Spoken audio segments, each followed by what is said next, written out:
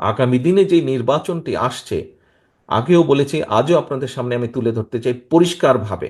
আপনারা পত্রপত্রিকা দেখছেন, খবরাখবর রাখছেন, আপনারা আপনারা যদি সকল কিছু বিবেচনা করেন, পরিষ্কার দিন যত যাচ্ছে পরিষ্কার হয়ে যাচ্ছে। আমি আজকে থেকে প্রায় 3 মাস আগে আমি এই কথাটি বলেছিলাম।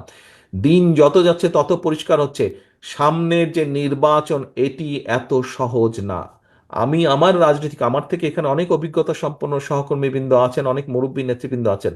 আমি আমার যতটুকু রাজনৈতিক অভিজ্ঞতা গত 30-35 বছরের, এই অভিজ্ঞতার আলোকে আমার কাছে মনে হচ্ছে সামনের যে নির্বাচন আমরা ফেস করতে যাব, হতে পারে আমাদের একটি প্রধান প্রতিপক্ষ অনেক দুর্বল হয়ে গেছে।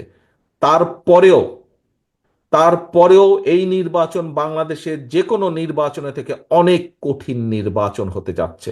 অনেক কঠিন নির্বাচন হতে যাচ্ছে, কারণ 20 বছর আগের যখন মানুষ নির্ভয়ে, কম বেশি নির্ভয়ে ভোট দিতে পারতো, আপনি যদি সেই 2001-এর নির্বাচন ধরে থাকেন, সেই সময় থেকে মানুষের চিন্তাধারা পরিবর্তন হয়েছে, মানুষের ধ্যান ধারণার পরিবর্তন হয়েছে। মানুষ এখন অনেক অনেক সচেতন, সেটি সামাজিক মাধ্যম সহ বিভিন্ন কারণেই হোক না কেন।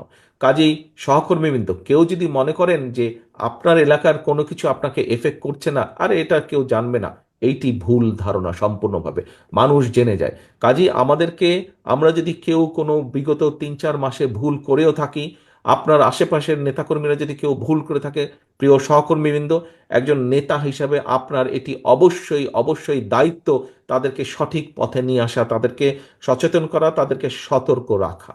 আসুন, আমরা যে 31 দফা আজকে আপনাদের সামনে উপস্থাপন করেছি, আপনারা নিজেরা বসে সারাদিন আলোচনা করেছেন, এই 31 দফাকে যদি আমাদের সফল করতে হয়, যে কোনো মূল্যে জনগণের সমর্থনকে আমাদের পক্ষে রাখতে হবে।